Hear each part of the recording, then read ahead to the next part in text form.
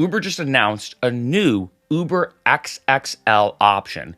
And in this video, I'm going to talk about what is it, what are the features, and what are the requirements if you want to be an Uber XXL driver. You can see right away, for those who don't like to travel light during the holiday season, Uber's new XXL option might be for you. Basically, it comes down to this: there's more trunk space. That's it.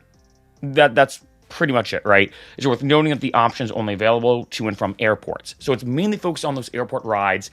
And if I go down here, you could see it basically guarantees and sips up to 6 people. And the typical Uber XL option does not guarantee trunk space. The Uber XXL option does guarantee trunk space. So that's all it is. It sits up to 6 people when a typical Uber XL, like the typical option, but there's just more trunk space. That's all it is. So if I go here, you can see what's the main difference between Uber XL and Uber XXL. Guarantees trunk space and fits 6 people, whereas Uber XL does not guarantee trunk space. So like I said, going to and from the airport is what this is mainly about when it comes to, let's say, traveling. If you're in a big group, or let's say it's just you by yourself and you just have a ton of luggage, Uber XXL might be a good choice.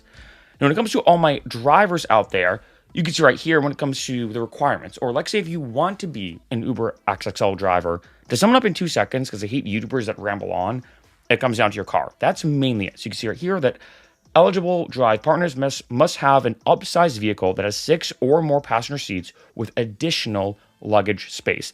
Eligible vehicle models can be found here.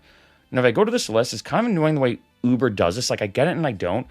They show you the make of the model, or the make of the car, and then the model. So you kind of have to do some digging, right? But in this case, like say if you have a Chrysler Voyager, you can say I've already highlighted here. If you have a Chrysler Voyager, you could do Uber or Uber XL or Uber XXL and pet, share, and comfort, right? So when it comes to the Chrysler Voyager, it does qualify for Uber XXL. As you can imagine, if I click around, it might pop up again. You know, obviously I'm just scrolling through here real quick. Like the Yukon, hopefully I'm pronouncing that correctly, the 2008 model, Uber XXL is right there. So it really comes down to, being honest, do you have the car that qualifies? Everything else is kind of standard when it comes to this versus Uber XL, but the car and the type of model and make you have is the most important thing. And if I go down here, you can see if you have an eligible vehicle, but you can't view the trip request, you can contact Uber, like say for the drivers out there. And lastly, this is what it looks like. Pretty typical when it comes to using the Uber app, that you can select or deselect what services you want to do. Do you want to do Uber Eats or not, Shop and Pay or not? And in this case, if your car does qualify for Uber XL, it'll be right here as new. So keep in mind, let's say you have a car that does qualify for Uber XXL rides, you can get any of these. So once you go live, once you're fully online when it comes to Uber, you might get Uber XXL rides or not. Really tough to say. And then, as you can imagine, the big question a lot of drivers want to have any single time there's a new feature, or I'd say a feature that's a step up or a premium feature. Will you earn more? You will receive higher fares from riders on Uber XXL trips than on equivalent trips taken with the Uber XL option. And same as Uber XL, Uber charge 30% of the trip fare as a service fee. Overall, I gotta say, I'd be curious to see if this really takes off or not. Like right now, at least the exact time of this video, Thanksgiving happened a couple days ago. So happy Thanksgiving, everybody. And I'm kind of curious because the main point of this is around the holiday times, Thanksgiving and Christmas, especially this year that I'm filming. The TSA and like all the different transportation authorities have said it's one of the busiest traveling times in years or whatever.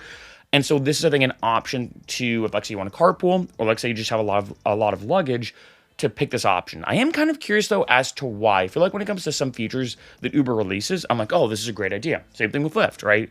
When they announce a new feature or they change something, I'm like, okay, that's a cool idea. I like that.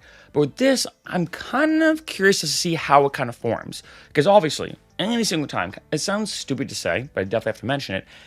Any single time Uber or Lyft reveals a new feature, of course, there's a ton of market research, testing, analytics, data, algorithms, all this stuff that gets done maybe by R&D and their teams and everything to determine, okay, this is the new feature we definitely want to release. So I guarantee there's a lot of data that they have to support why this is a good idea. But as we all know, it's one thing on a piece of paper, it's another thing in practicality. Like my favorite quote is, knowledge is knowing a tomato is a fruit. Wisdom is knowing not to put it in a fruit salad. When it comes to this, I don't think it's a bad idea. I really don't. But I am curious to see how popular this may or may not be. And as you saw from that article, this is just for airport rides, which also makes sense, right? I feel like if you're traveling to and from your friend's place, do you need an Uber XXL with added trunk space? But then again, I don't know. I mean, who knows if, like, say you're moving a ton of stuff, like, say you're just moving in general, could this be a new feature, right? Because it does make me think, like, would Uber ever do, like, Uber movers or whatever, where you could have someone pick your stuff up in, like, a Ford Transit Connect, like a cargo van, or like a big pickup truck, like a Ford F-150. That'd be kind of cool. But I'm getting a bit off track here, but I know sometimes things pop into my head of like, what would be a cool feature for Uber or Lyft to kind of announce in the future, you know? Always kind of curious. But when it comes to this, I can see this being a very specific thing. Now, of course, for all my drivers out there, to fit in that Uber XXL category, you already really have to have the car. Do I think it's worth it to upgrade your vehicle just for this? No. So I might as well say that. But if you already have the vehicle, it's a way to make extra money. And you might only get maybe a few rides of Uber XXL.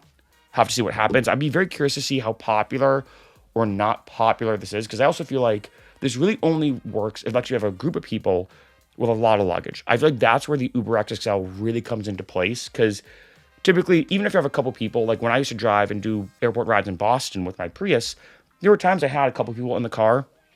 Their luggage fit fine in my Prius, right? And obviously that was just a Prius. Of course, when it comes to Uber XL, trunk space is an issue when you have, like, say, 5 or 6 people. And, like, say, if everybody has even just a carry-on and personal item, space can get a little tight. So I do get the usefulness of this, but how popular is this actually going to be in practicality? How many times or how many Uber XXL trips are actually going to happen? We'll have to see.